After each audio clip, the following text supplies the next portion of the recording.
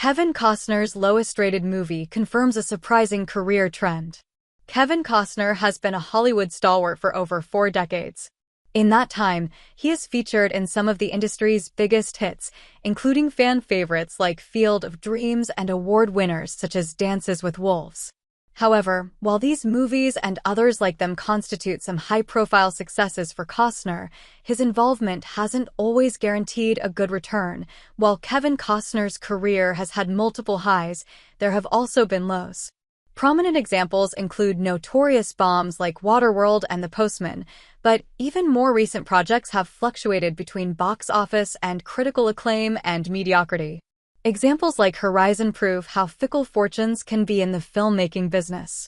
However, while almost every actor has their share of failures, something about Costner's disappointments stands out.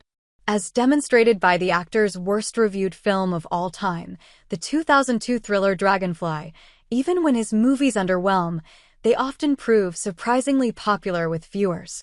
Almost all Kevin Costner's worst-reviewed movies are way more popular with audiences.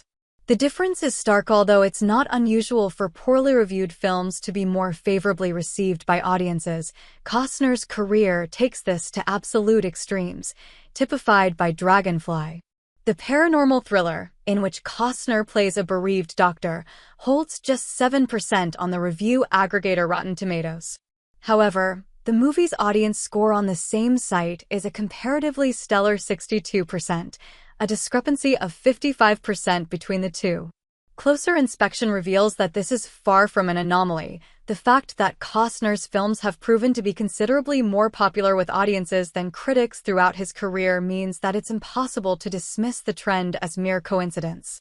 The pattern even extends to movies that didn't quite do well enough to be considered fresh on the audience tomato meter.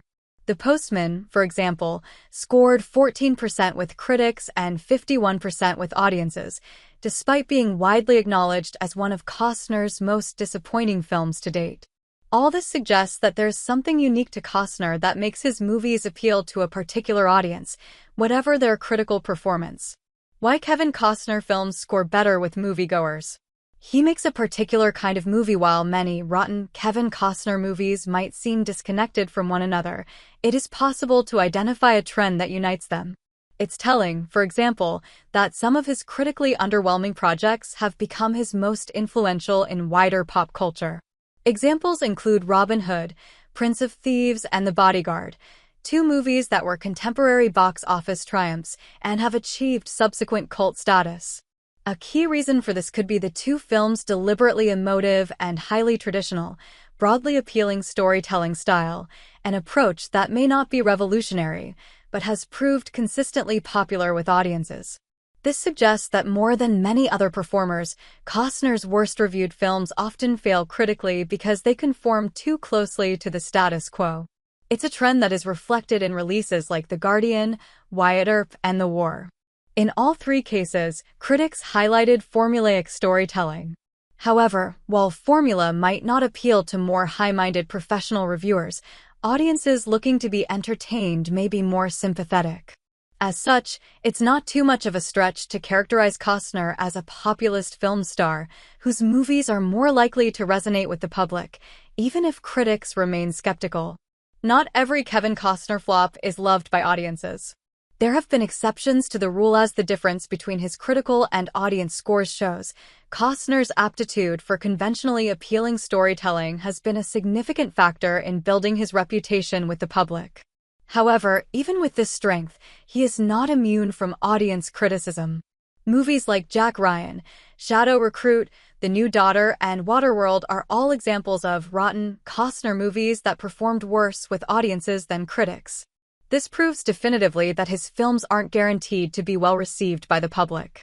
The sheer number of rotten Costner movies that have been genuine hits with viewers highlights that there's something unique about Costner's particular appeal as a filmmaker. However, while he can clearly fail to satisfy both audiences and critics, the sheer number of rotten Costner movies that have been genuine hits with viewers highlights that there's something unique about Costner's particular appeal as a filmmaker.